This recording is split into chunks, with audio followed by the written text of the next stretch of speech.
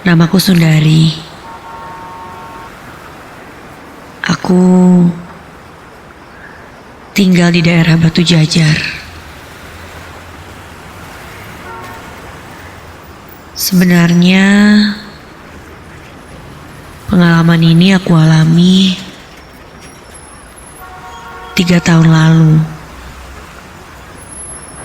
saat aku masih kuliah di salah satu universitas di Setiabudi. Dulu aku hampir setiap hari pulang malam. Selalu hampir jam 8 atau jam 9. Karena macet di daerah Cimareme. Ketika itu, aku keluar dari kampusku jam 6 sore. Aku pun menunggu pacarku yang mau menjemputku.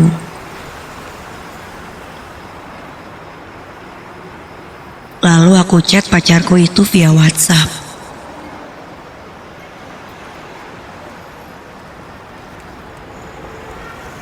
Kamu di mana? Aku nungguin. Begitu tulisku. Lalu pacarku pun membalas chatku. Dia bilang dia tidak bisa jemput aku karena dia sakit.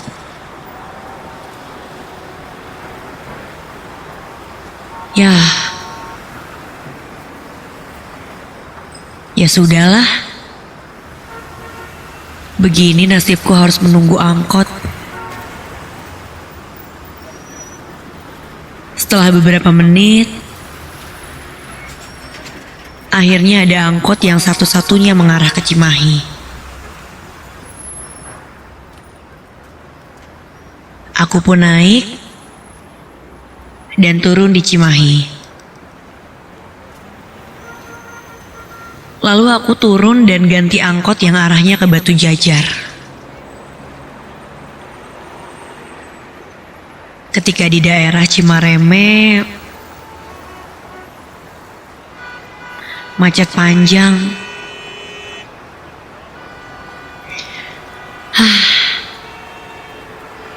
Kalau macet begini, pasti nyampe rumah agak malam nih. Aku agak malas kalau sudah malam dan harus berjalan menuju ke rumah. Karena menuju ke rumahku jalannya gelap. Lalu aku pun membuka handphone dan mengirim chat di WhatsApp pada adikku.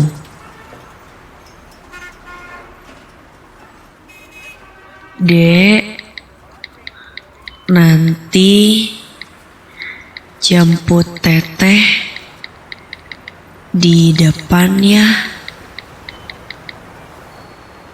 Sen. Adik laki-lakiku pun membalas. Ia dijemput kalau ada motor. Firasatku sih mengatakan kalau dia kayaknya malas menjemputku.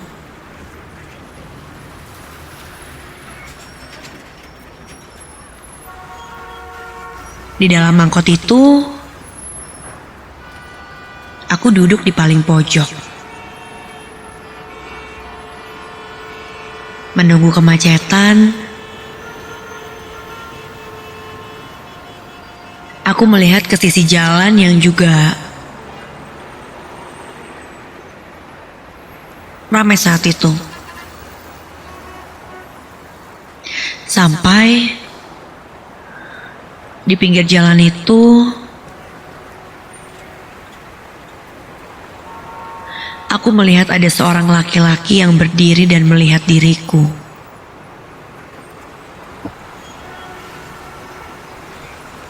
Wajahnya jelas sekali.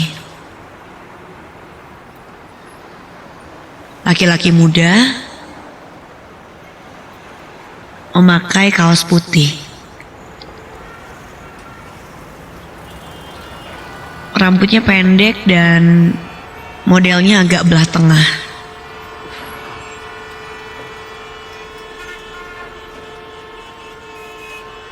Dia terlihat melihatku dari luar itu. Dan tiba-tiba saja melempar senyum.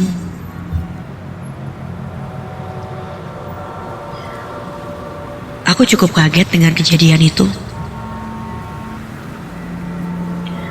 Apa aku kenal orang itu? Aku pun hanya membalas senyumnya. Dan tak berapa lama mobil pun melaju.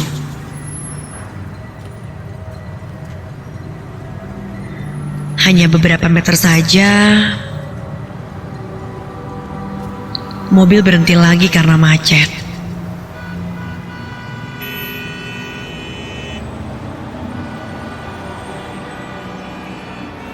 Aku sempat melihat ke arah depan.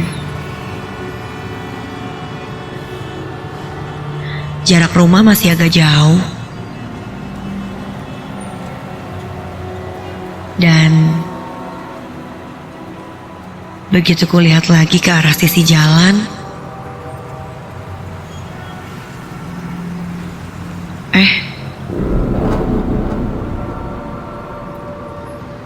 sosok laki-laki itu terlihat masih berdiri memperhatikanku sambil tersenyum. Apa dia ngikutin ya?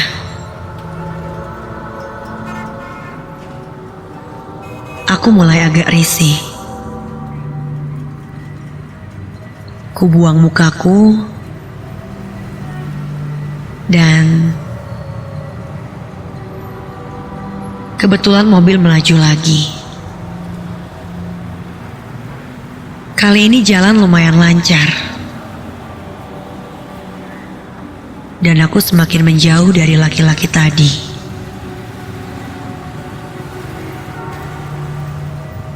Kini angkot pun sudah semakin dekat dengan rumahku.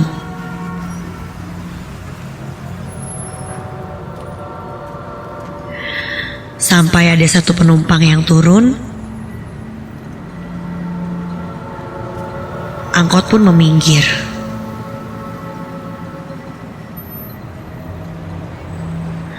Alangkah kagetnya ketika angkotnya berhenti. Ya Tuhan, masih kulihat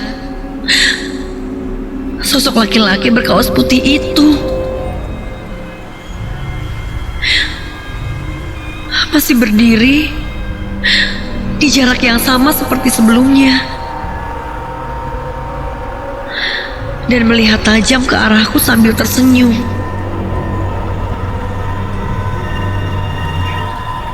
Freak banget sih ini orang. Nyusul dan ngikutin. Apa gimana sih? Aku pun kini malah memberi ekspresi ketus sambil membuang mukaku.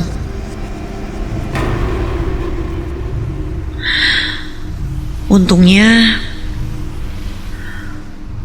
mobil angkot ini dengan cepat melaju.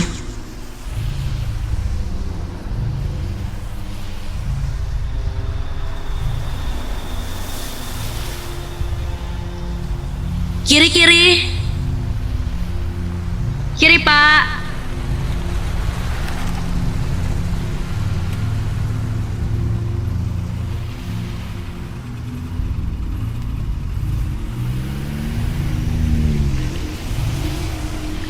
Singkat cerita, aku pun turun dari angkot dan menunggu balasan pesan adikku. Ketika itu, jam menunjukkan pukul 9:30 malam.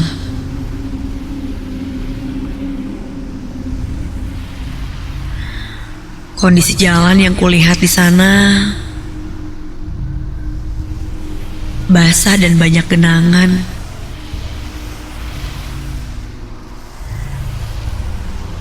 Sepertinya tadi baru turun hujan.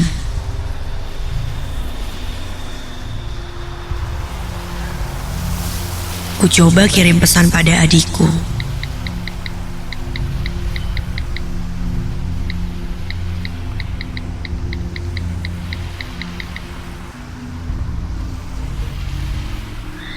Tapi dia tak membalasnya.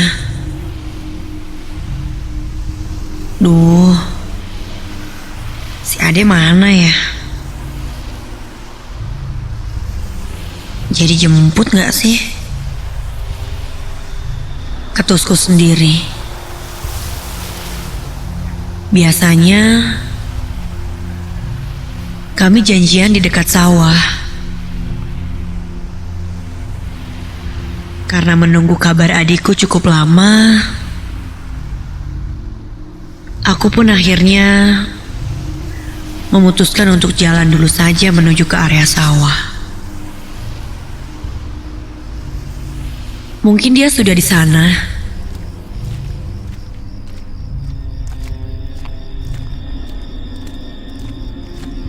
Menuju ke sawah, aku harus melewati sebuah gang yang cukup panjang.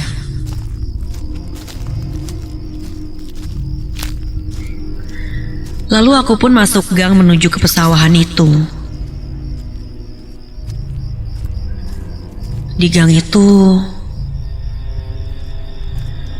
tidak ada penerangan sama sekali. Sangat gelap.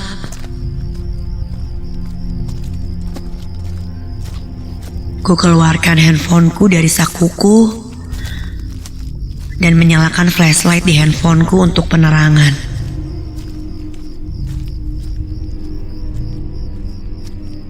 Gang itu cukup panjang dan kondisinya di sana hanya ada aku seorang.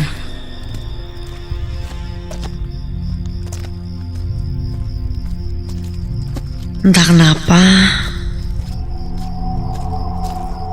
muncul perasaan yang tidak nyaman ketika lewat gang itu. Padahal aku udah sering lewat sana.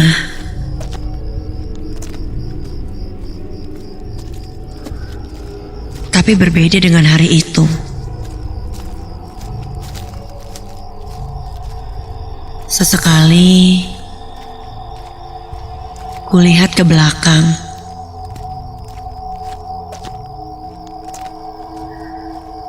Karena kurasa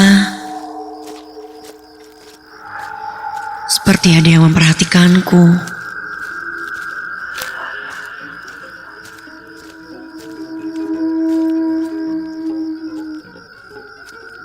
Aku konsentrasi pada jalan gang yang gelap dan berada di depanku itu.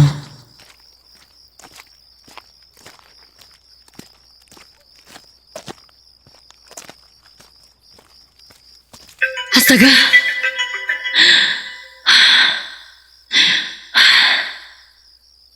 Aku dikagetkan dengan notifikasi HP-ku. Ternyata itu pesan dari adikku dan dia bilang dia nungguin di tiang listrik yang di dekat sawah. Memang biasanya aku selalu minta dijemput di sana. Kupikir dia tidak ingat. Aku pun sedikit buru-buru jalan di gang itu. Karena ingin sekali cepat sampai ke rumah. Aku capek. Tapi jalan gang yang kulewati ini rasanya seperti tidak ada ujungnya.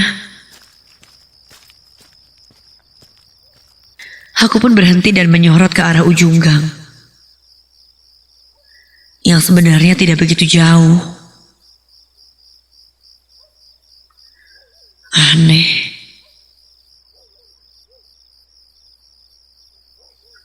Ketika aku sedang diam di tengah gang itu,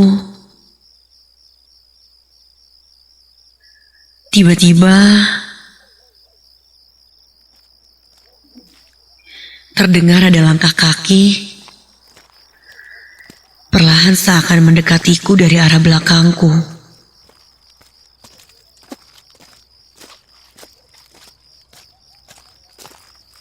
Ketika aku tengok ke belakang, kulihat ada yang berjalan mendekat.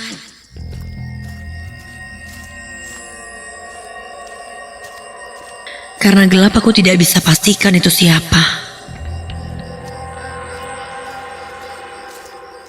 Perlahan terdengar ada suara orang yang menangis. Jantungku mulai berdegup. Muncul rasa takut dan khawatir. Namun ada rasa penasaran muncul.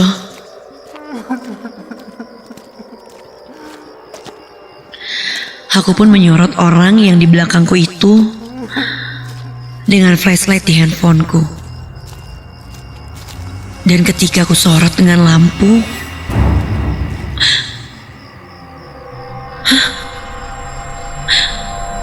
kulihat ada seorang laki-laki berdiri di belakangku.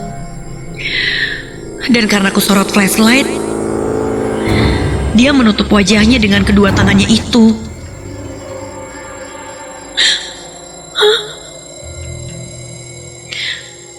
Dari pakaiannya, sepertinya aku tahu. Dia laki-laki yang melihatku di pinggir jalan tadi. Memakai kaos putih dan celana jeans warna belel. Dia menguntitku. Karena kesal aku pun membentaknya. Mas, sorry ya. Kamu dari tadi saya diangkot. Ikutin saya ya? Kenapa? Ada masalah apa saya sama kamu?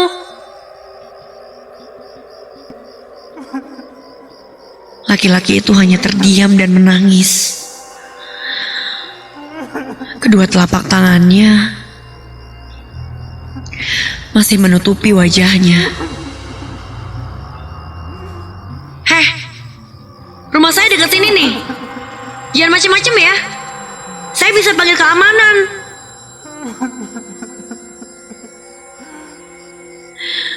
Kini laki-laki itu merendahkan badannya dan berjongkok. Iya, aneh banget deh. Gila kali ya. Namun kini aku melihat ada yang aneh dari laki-laki itu.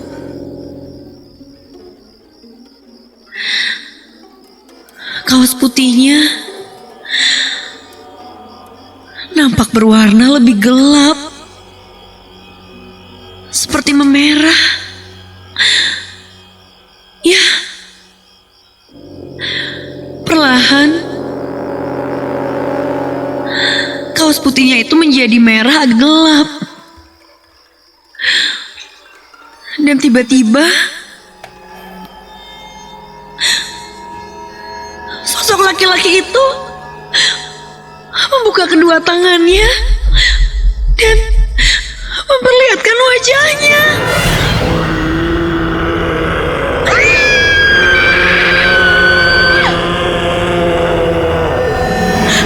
Terlihat jelas wajah laki-laki itu. Tatapan matanya kosong dan rahangnya seperti patah.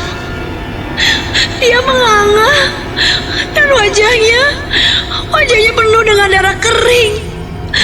Dan dia merangkak dan dia mengejarku.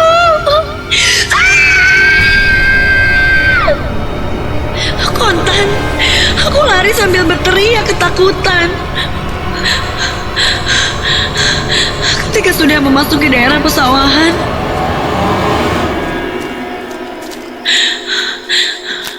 suasana pun mulai hening.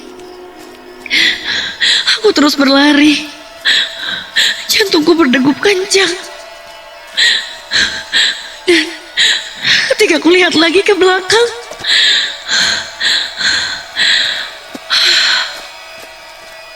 sosok itu sudah hilang dalam kegelapan. Ya Tuhan, sosok apa itu tadi? Dan kulihat dari kejauhan, di bawah tiang lampu ada seseorang yang berdiri.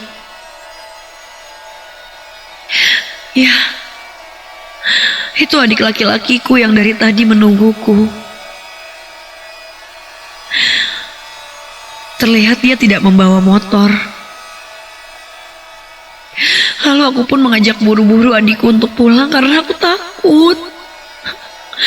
Dek, ayo buruan cepet pulang.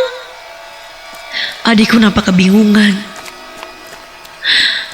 Aku pun langsung menarik tangannya dan berlari. Adikku pun bertanya, ada apa?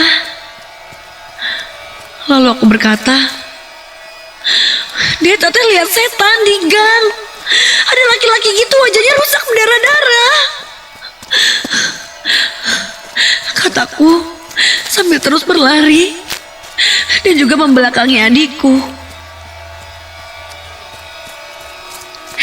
Sampai tiba-tiba tangan adikku pun terasa berat. Lantas aku menengok ke belakang dan ketika aku lihat ke belakang, Hoyong kiri Tete.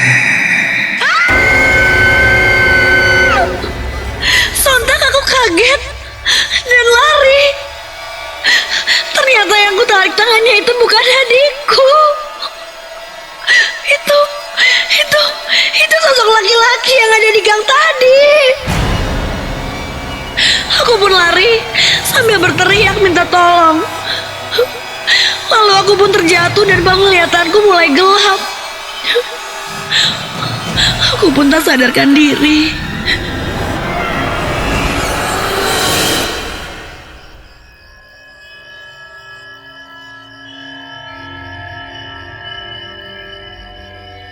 Ketika aku terbangun, ternyata sudah banyak orang di sekelilingku. Dan ada adikku yang membawakan minum untukku. Lalu aku pun langsung memeluk ibu dan ayahku. Adikku melihatku terjatuh di sisi jalan saat akan menjemputku dan langsung membawaku pulang. Aku langsung menceritakan apa yang kualami. Hingga orang tuaku bilang bahwa yang kulihat dari angkot itu bukan manusia. Itu arwah penasaran korban kecelakaan yang masih sering terlihat di sekitar jalan itu. Pantas saja aku sampai melihat berkali-kali, meskipun mobilnya sudah menjauh. Dan katanya, jika melihat laki-laki berwajah tampan yang tak dikenali, dan dia tersenyum padamu di sekitar jalan itu, jangan pernah membalas senyumnya. Karena dia akan mengikutimu